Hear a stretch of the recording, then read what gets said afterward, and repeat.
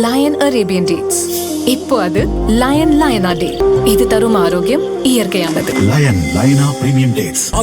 எந்த சமையலும் ருசி தேடும் ரகசியம். ₹20. குக்கர் விசில மறந்து உணவு வீணாகி போச்சா?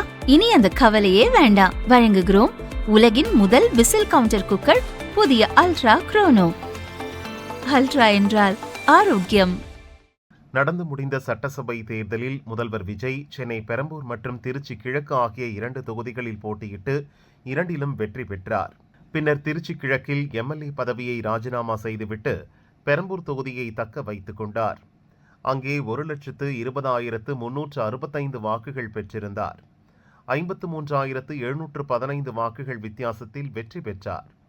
அவரை எதிர்த்து போட்டியிட்ட திமுக வேட்பாளர் ஆர்.டி. சேகர் 66,650 வாக்கு பெற்றிருந்தார். இந்த நிலையில் முதல்வர் விஜய் வெற்றியை எதிர்த்து திமுக வேட்பாளர் ஆர்.டி. சேகர் மற்றும் தொகுதி வாக்காளர்கள் தினேஷ், லட்சுமி நரசிம்மன் ஆகியோர் சென்னை ஹைகோர்ட்டில் தேர்தல் வழக்கு தொடர்ந்தனர்.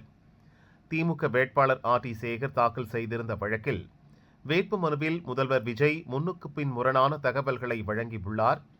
வேட்புமனுவின் ஒரு பகுதியில் 3.44 கோடி வருமான வரி நிலுவை இருப்பதாக குறிப்பிட்டுள்ளார். அதே மனுவில் இன்னொரு பகுதியில் அரசுக்கு எந்த நிலுவைத் தொகையும் இல்லை என முரண்பாடாக தெரிவிக்கப்பட்டுள்ளது. சொத்து விவரங்கள் மற்றும் வழக்குகள் விவரங்கள் முறையாக தெரிவிக்கவில்லை.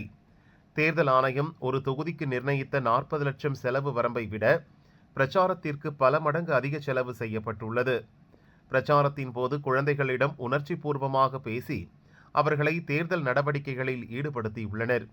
எனவே விஜயின் தேர்தல் வெற்றி செல்லாது என அறிவிக்க வேண்டும் என்று சேகர் தனது மனுவில் கோரியிருந்தார்.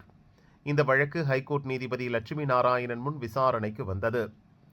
அப்போது மனுதாரர் ஆர்.டி. சேகர் தரப்பில் வக்கீல் ரிச்சர்ட்சன் வில்சன் ஆஜரானார். வழக்கில் எதிர்மனுதாரர்களாக சேர்க்கப்பட்டுள்ள தமிழக முதல்வர் விஜய் தேர்தல் அதிகாரிக்கு நோட்டீஸ் சென்றடையவில்லை என தெரிவித்தார். இதையடுத்து முதல்வர் விஜய் தேர்தல் அதிகாரிக்கு நோட்டீஸ் அனுப்ப உத்தரவிட்ட நீதிபதி விசாரணையை 2 வாரங்களுக்கு தள்ளி வைத்தார்.